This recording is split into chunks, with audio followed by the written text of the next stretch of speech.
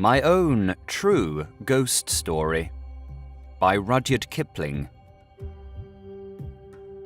Somewhere in the other world, where there are books and pictures and plays and shop windows to look at, and thousands of men who spend their lives in building up all four, lives a gentleman who writes real stories about the real insides of people, and his name is Mr. Walter Besant.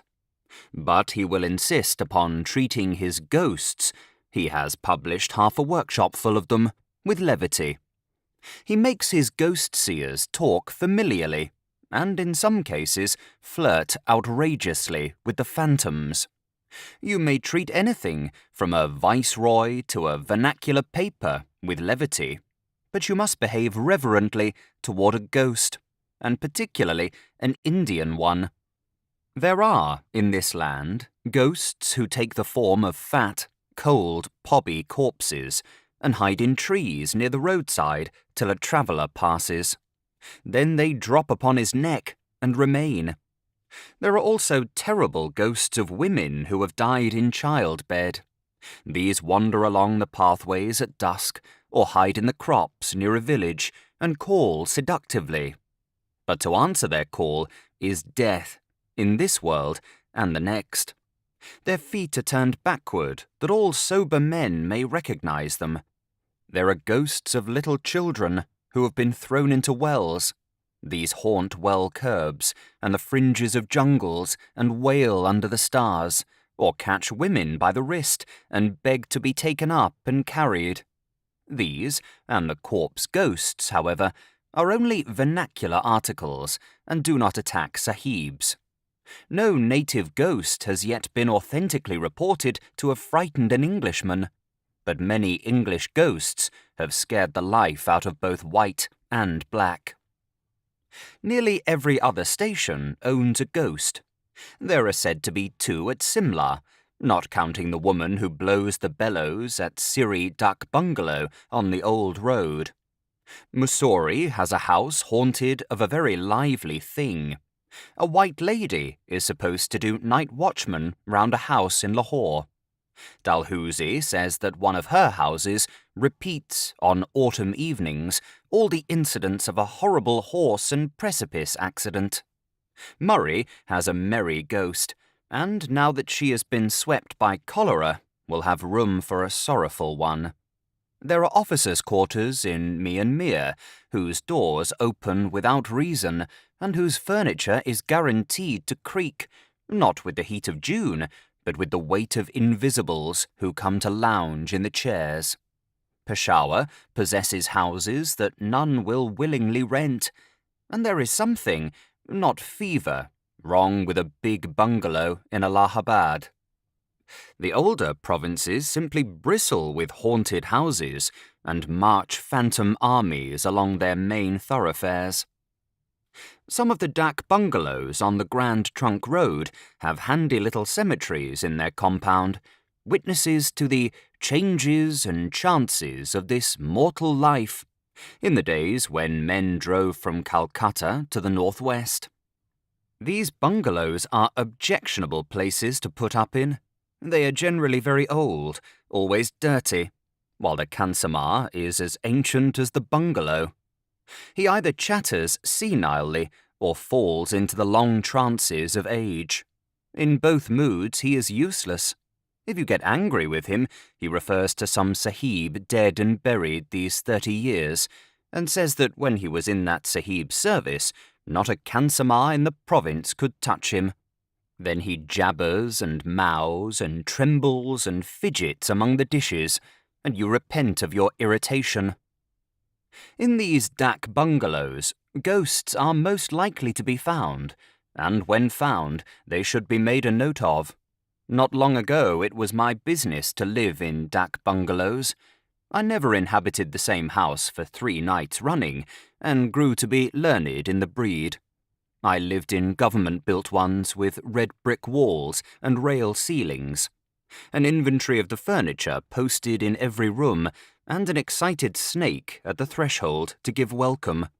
I lived in converted ones, old houses officiating as dak bungalows, where nothing was in its proper place, and there wasn't even a fowl for dinner.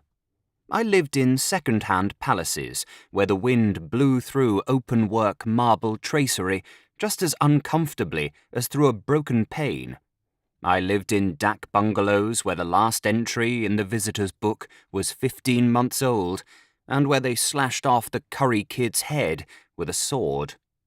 It was my good luck to meet all sorts of men, from sober travelling missionaries and deserters flying from British regiments to drunken loafers who threw whiskey bottles at all who passed, and my still greater good fortune just to escape a maternity case.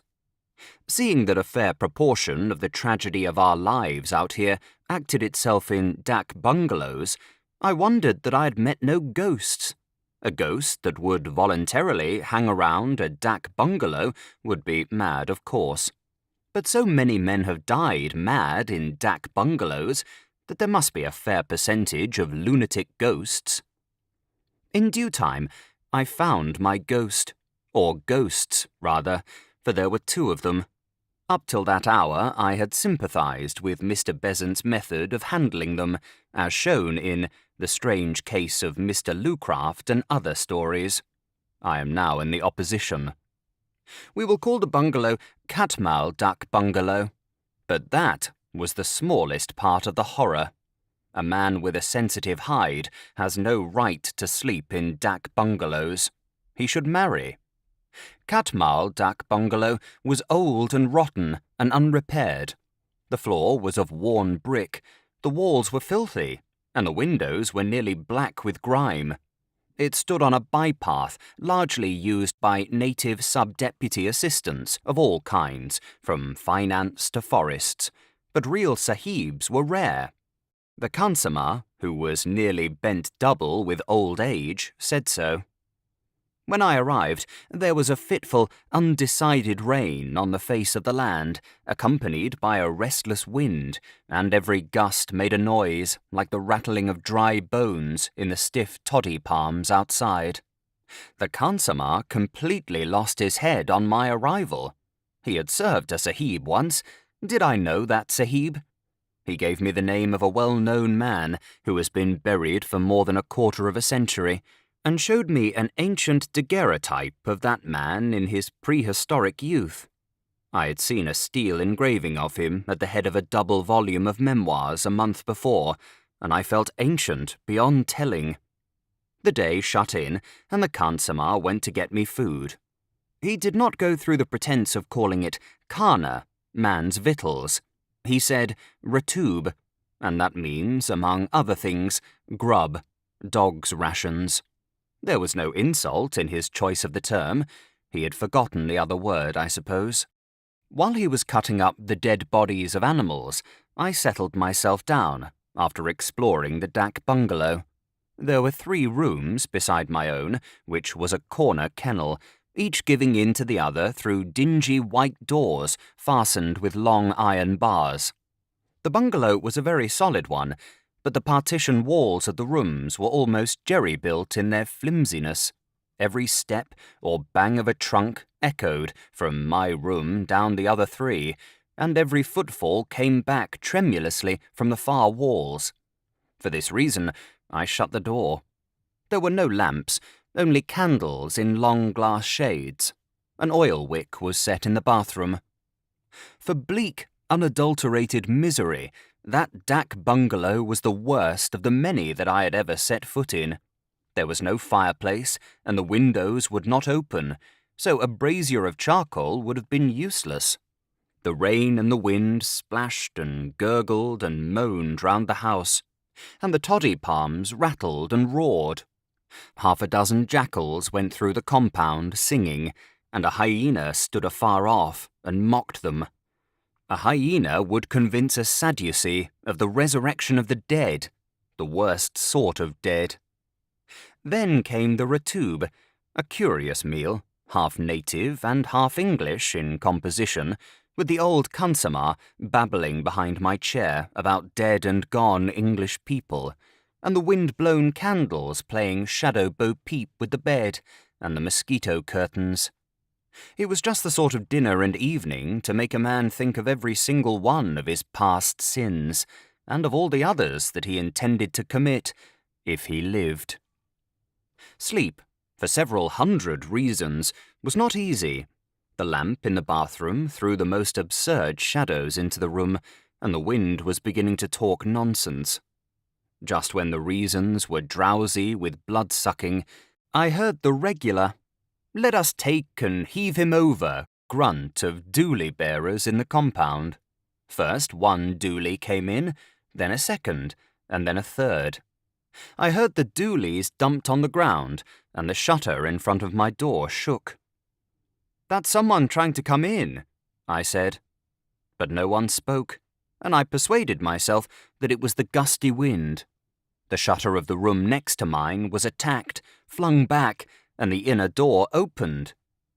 "That's some sub-deputy assistant," I said, "and he has brought his friends with him.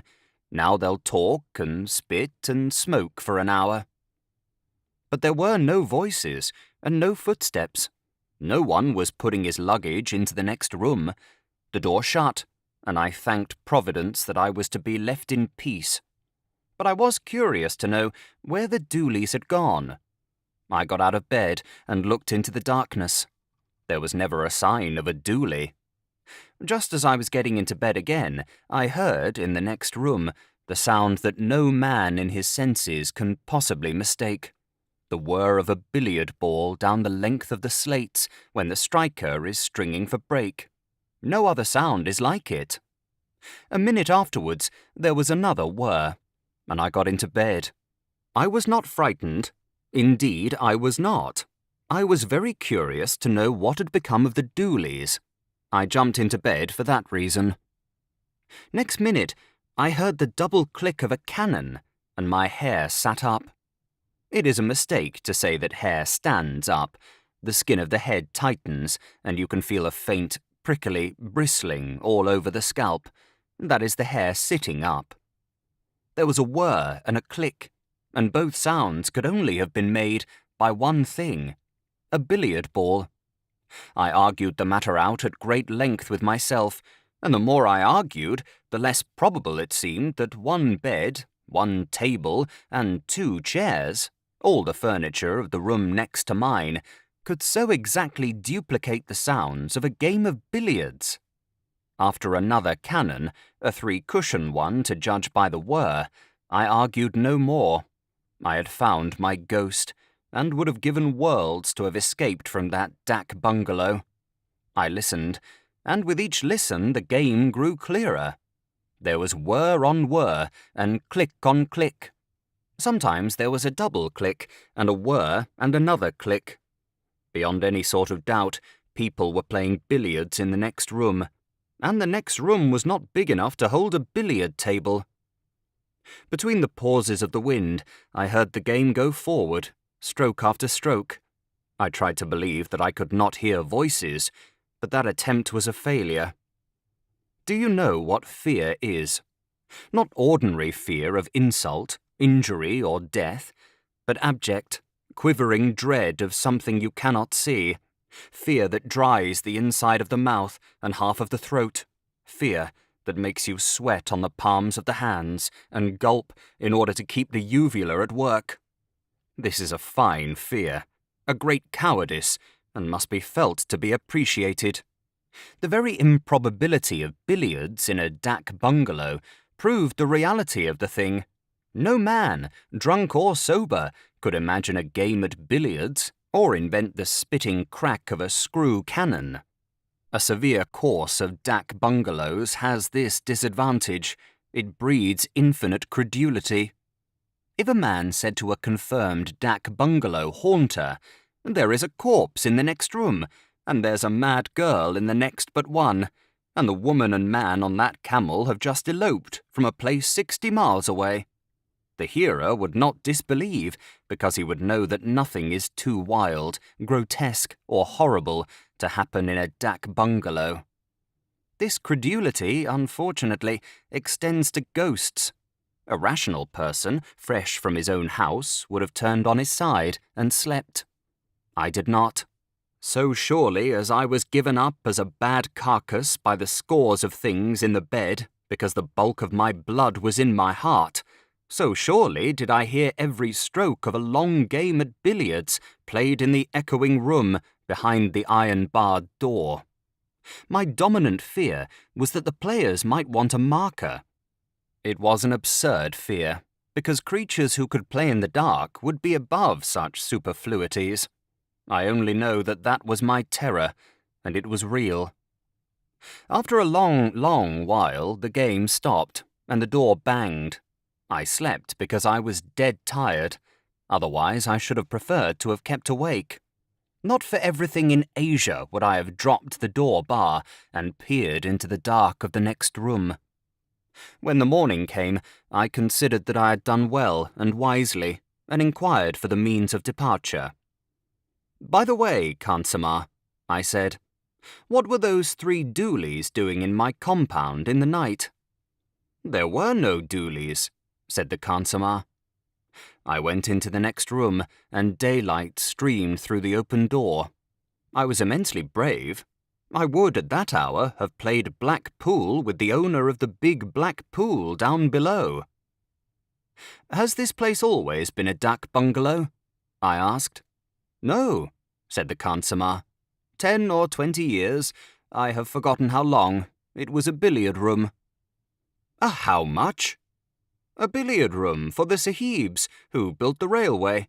I was Khansamah then in the big house where all the railway Sahibs lived, and I used to come across with brandy shrab.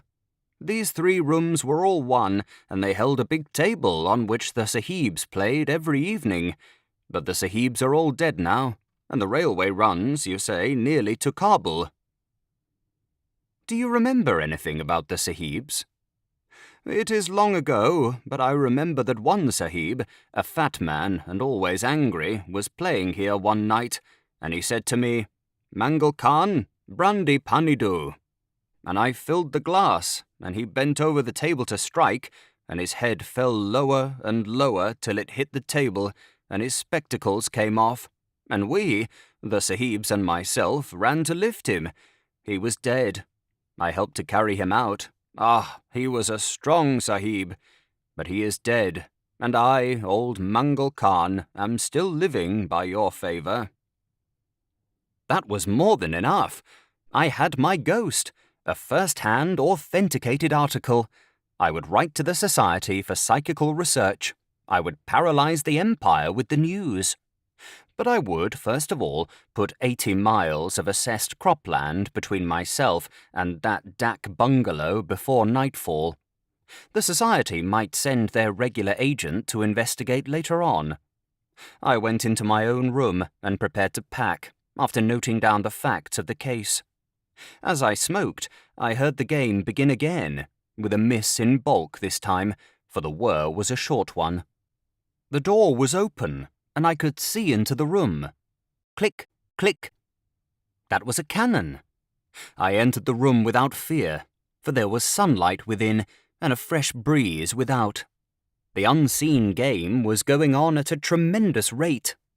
And well it might, when a restless little rat was running to and fro inside the dingy ceiling cloth, and a piece of loose window sash was making 50 breaks off the window bolt as it shook in the breeze. Impossible to mistake the sound of billiard balls. Impossible to mistake the whir of a ball over the slate. But I was to be excused. Even when I shut my enlightened eyes, the sound was marvellously like that of a fast game. Entered angrily the faithful partner of my sorrows, Kadir Baksh. "This bungalow is very bad and low caste. No wonder the presence was disturbed and is speckled. 3 sets of dooli bearers came to the bungalow late last night when I was sleeping outside, and they said that it was their custom to rest in the rooms set apart for the English people. What honour has the Khansamah? They tried to enter, but I told them to go. No wonder, if these Urias have been here, that the presence is sorely spotted. It is a shame, and the work of a dirty man." Kadir Baksh did not say that he had taken from each gang 2 annas for rent in advance, and then, beyond my earshot, had beaten them with the big green umbrella whose use I could never before divine. But Kadir Baksh has no notions of morality. There was an interview with the Khansamah, but as he promptly lost his head, wrath gave place to pity, and pity led to a long conversation, in the course of which he put the fat engineer sahib's tragic death in 3 separate stations, 2 of them 50 miles away. The 3rd shift was to Calcutta, and there the sahib died while driving a dog cart. If I had encouraged him, the Khansamah would have wandered all through Bengal with his corpse. I did not go away as soon as I intended. I stayed for the night, while the wind and the rat and the sash and the window bolt played a ding-dong 150 up. Then the wind ran out, and the billiard stopped, and I felt that I had ruined my one genuine, hallmarked ghost story. Had I only stopped at the proper time, I could have made anything out of it. That was the bitterest thought of all. Thank you for listening to My Own True Ghost Story by Rudyard Kipling. If you have enjoyed this audiobook, please consider subscribing and leaving a like to help in the making of future audiobooks.